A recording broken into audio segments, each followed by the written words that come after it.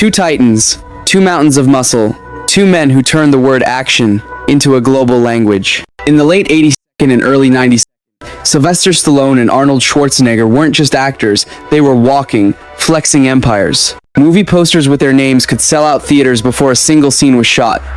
But there's a reason empires go to war. It started as a game of shadows. One blockbuster here, a bigger one there. One record-breaking opening weekend, only to be crushed by the other's next premiere. Every punch thrown on screen was matched by a quieter one, often in negotiations, in magazine covers, in who could make the most outrageous on-set demands without blinking. They smiled at the same award shows, shook hands in front of flashing cameras, but under those rehearsed grins, calculations, rivalry, and an unspoken vow, I will not be second. Hollywood had never seen anything like it. Two alpha icons fighting for the same throne, both too big to share the spotlight. And the strangest part? The more they tried to outdo each other, the more the world wanted both of them. This isn't just the story of two movie stars. It's the tale of how competition became obsession and how the kings of action nearly destroyed each other to stay on top. Before the rivalry had a name, there was admiration. In 1976, Rocky made Sylvester Stallone a household name, the underdog who wrote his own script, fought to star in it, and walked away with Oscars. Across the Atlantic, a young Austrian bodybuilder named Arnold Schwarzenegger was conquering a different arena, racking up Mr. Olympia titles while quietly plotting his move to Hollywood. When Arnold arrived, Stallone was already the poster boy for American grit. But instead of being intimidated, Arnold studied him, his persona, his way of selling emotion as well as action. Stallone, for his part, noticed Arnold's presence. The guy wasn't just muscle. He had that impossible to teach quality, charisma that filled a room before he spoke. For a brief moment, there was mutual respect. Stallone invited Arnold to parties. Arnold praised Stallone's work in interviews. They weren't friends exactly, but they weren't enemies either. More like two apex predators circling, measuring each other's strength. Then came the first ripple. Arnold's breakout in Conan the Barbarian, 1982, proved he could carry a movie and a sword with ease. 2 years later, the Terminator turned him into a cultural phenomenon. Stallone, still riding high with the Rocky and Rambo franchises, suddenly had a worthy challenger. The press smelled blood. Who's the real king of action? Became a recurring headline. Fans started taking sides. Studio execs began playing them against each other, knowing one star's success could spark the other's next move. What began as respect was about to twist into something far more volatile. The first shots in Hollywood's most explosive Cold War were about to be fired, and both men were aiming to win at any cost. Schwarzenegger. It wasn't one big betrayal. It was a series of little jabs, the kind that only two hyper-competitive alphas could notice. The first came at the box office. In 1985, Rambo, First Blood Part 2 exploded into theaters, making Stallone the highest-paid action star on the planet. The same year, Arnold's Commando premiered. While it didn't match Rambo's numbers, it proved Arnold could headline a pure action flick. No fantasy armor, no futuristic robots, just guns, muscles, and one-liners. Stallone reportedly brushed it off as cute. Arnold didn't forget. Then came the body count game. Studio publicists, hungry for headlines, began feeding the press stats. How many people Stallone killed on screen versus Arnold? Action movie fans kept score like sports. When Predator, 1987, pushed Arnold's kill count into triple digits, some magazines ran the numbers next to Stallone's. It was absurd, petty, and it stung. But the real spark? A little movie called Stop, or My Mom Will Shoot. In the early 90s, Stallone heard a rumor. Arnold was circling the script for a goofy buddy comedy about a tough cop and his overbearing mother. The idea seemed ridiculous, but if Arnold wanted it, maybe there was something there. Stallone moved fast, securing the role before Arnold could sign. The result was one of the most critically panned films of Stallone's career. Years later, Arnold admitted the truth. He'd planted the rumor on purpose. "I knew it was a piece of garbage," he said, laughing. "I just wanted him to do it. It was a prank, yes, but it was also psychological warfare." Stallone had been played, and in Hollywood, being made the punchline hurt more than a box office flop.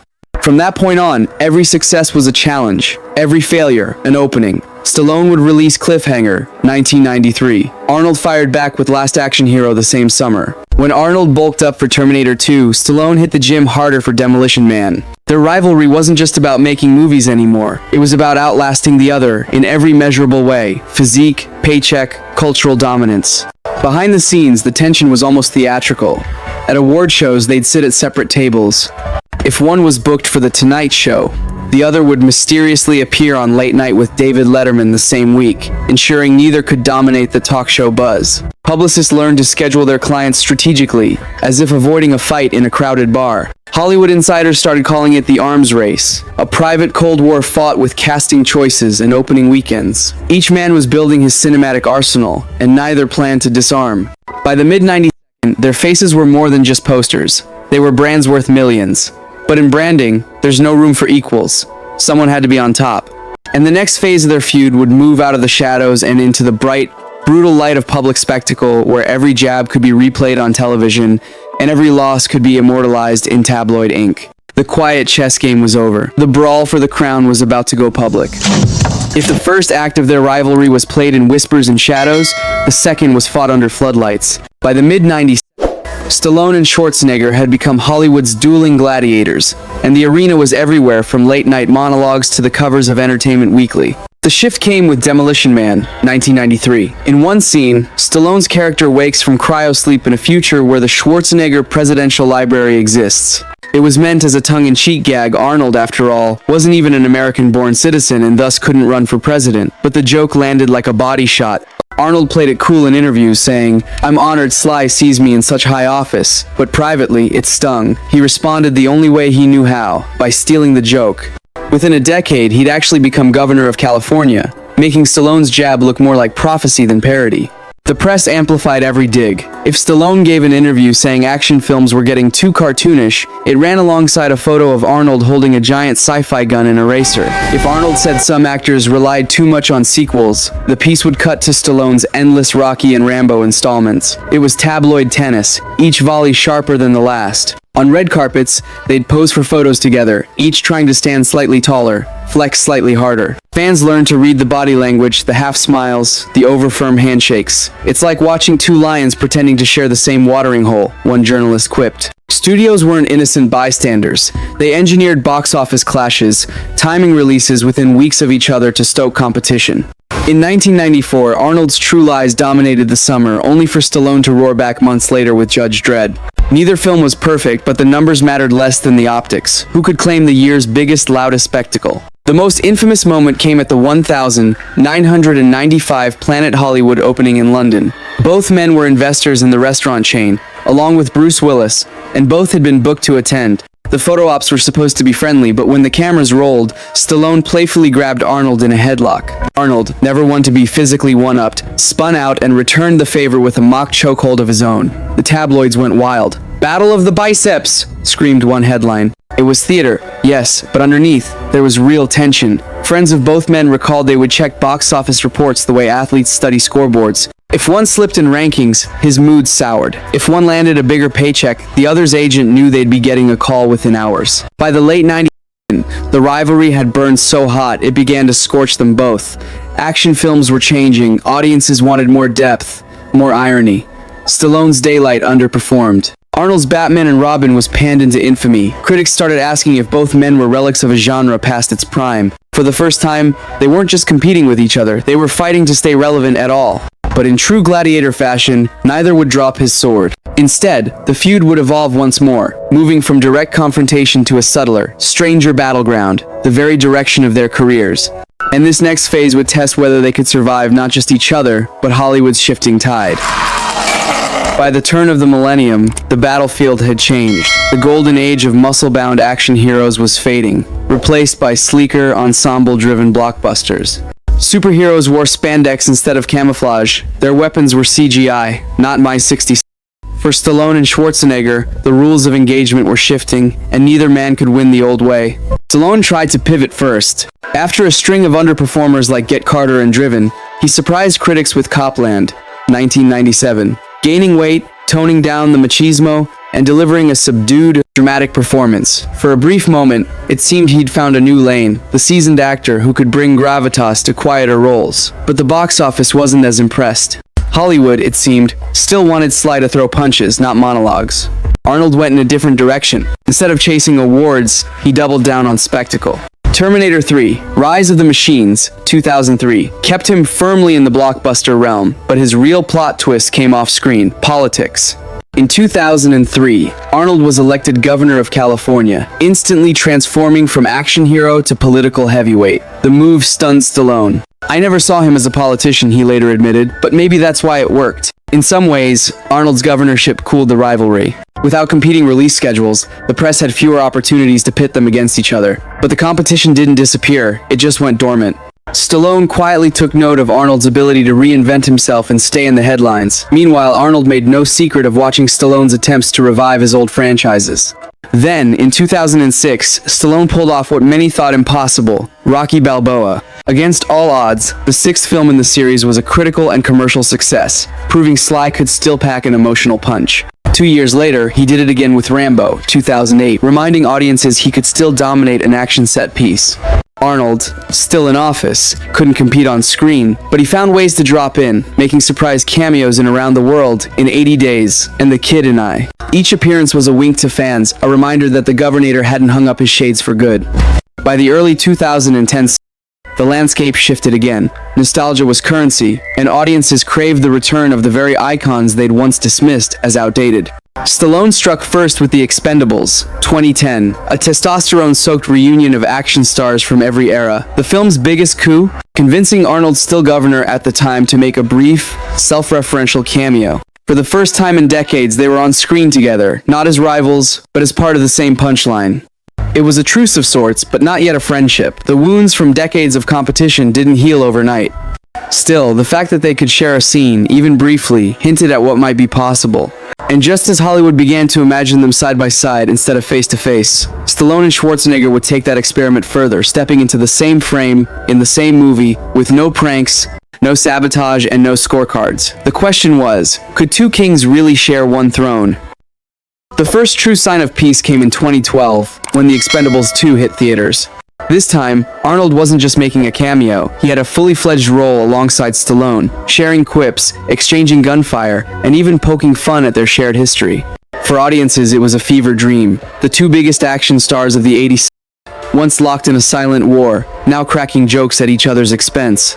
Behind the scenes, though, the shift was more than a marketing stunt. Years of rivalry had left them both bruised, not just in reputation, but in career trajectory. Stallone had weathered flops like Bullet to the Head and Grudge Match. Arnold's post-governor comeback, The Last Stand, Sabotage, had underperformed. Hollywood had moved on to superheroes and CGI-heavy franchises, and the old-school action formula no longer guaranteed box office gold. It was in this climate that collaboration made sense. Alone, they risked irrelevance. Together, they could turn nostalgia into an event. So when Escape Plan, 2013, was announced, it wasn't just another action movie, it was a statement. The plot, about two legendary escape artists breaking out of an inescapable prison, was an on-the-nose metaphor for their own careers. Two men trapped by the past, trying to break into a new era. Filming was different now. Gone were the days of side-eye glances and subtle one-upmanship. On set, they swapped war stories, ribbed each other between takes, and even offered notes on each other's performances. "We realized we'd been wasting time competing," Stallone admitted in one interview. Arnold agreed. "We could have done this years ago, but we were too busy trying to kill each other at the box office." Audiences noticed the change. The jabs in interviews were now affectionate, the competition replaced with mutual promotion. If Stallone had a new movie, Arnold would plug it. If Arnold launched a project, Stallone would post about it. The Cold War was over, replaced by a brotherhood forged in the fire of their shared history. But reconciliation didn't erase the scars. They still remembered the pranks, the public digs, the relentless measuring of success.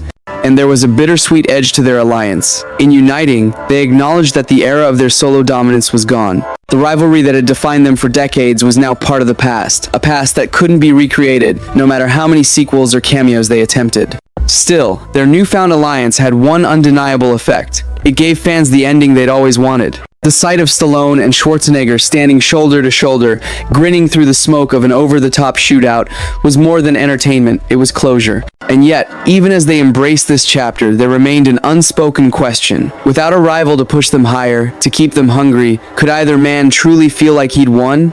When the dust finally settled, what remained wasn't a clear winner or loser, but a legacy neither could have built alone. For Stallone, the rivalry had been a forge. Competing with Schwarzenegger forced him to take risks, to push past typecasting, to try things like Copland or the unexpected revival of Rocky Balboa. Without Arnold's shadow looming, he might have stayed in his comfort zone. Instead, the constant chase kept him sharp even when the box office didn't reward the effort.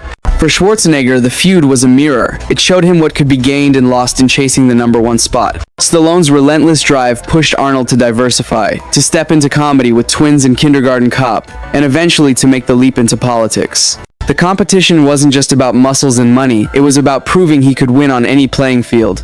Their public truce reshaped how fans saw them. Instead of icons locked in eternal combat, they became elder statesmen of a bygone era, almost mythic in the way they carried the torch of 80s action into the 21st century.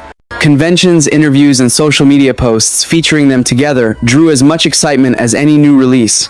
In an age of franchise fatigue, the sight of Stallone and Schwarzenegger laughing side by side felt like a reminder of when blockbuster entertainment was simpler and louder. But the rivalry left its mark on both men in subtler ways. They were no longer just actors, they were brands, each with a carefully curated legacy. The decades-long competition had trained them to think strategically, to measure each move not just in terms of art, but in terms of audience, image, and staying power. Even in friendship, that instinct didn't disappear. Culturally, their feud became a case study in Hollywood mythology, the kind of behind-the-scenes drama that fuels documentaries, fan debates, and clickbait headlines years after the fact. It was proof that competition can elevate both parties, even if it leaves bruises along the way. And in a strange way, it bound them together more tightly than friendship ever could.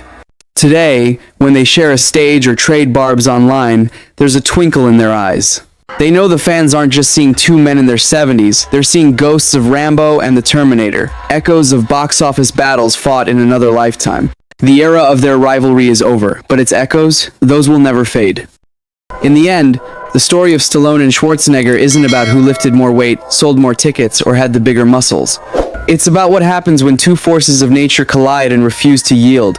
For decades they chased the same crown, shaping not only each other's careers but the very idea of what a movie star could be. They proved that rivalry can be fuel, that the fire to outdo someone else can push you past your own limits. But they also learned the cost. Missed chances for collaboration, years spent seeing an equal as an enemy instead of an ally. Now, when they stand side by side, there's a quiet acknowledgement in their smiles, the understanding that time humbles even the fiercest competitors. The trophies gather dust, the box office numbers fade. What lasts is the story. And maybe that's the real punchline. In trying to beat each other, they ended up building something far bigger, a legacy that neither could have forged alone. You've heard the headlines, you've seen the posters, but now you know the story behind the rivalry, the decades of one-upmanship, the quiet grudges, the moments where friendship almost broke through the noise. Now it's your turn. Were you Team Stallone or Team Schwarzenegger back in the day? Which moment in their feud made you cheer or cringe? And do you think Hollywood will ever see another rivalry like this? Or was theirs a once-in-a-lifetime collision? Drop your thoughts in the comments. Share your favorite film, your favorite quote, or the scene that made you a fan for life. And if you want more untold stories from behind the cameras, the rivalries, the alliances, the legends that shape the movies we love, hit that subscribe button, turn on notifications, and join us every week. Because in Hollywood, the real drama doesn't always happen on screen. Sometimes it's the story behind the story that's worth watching. Two kings, one crown. A rivalry that built and nearly broke Hollywood's action empire.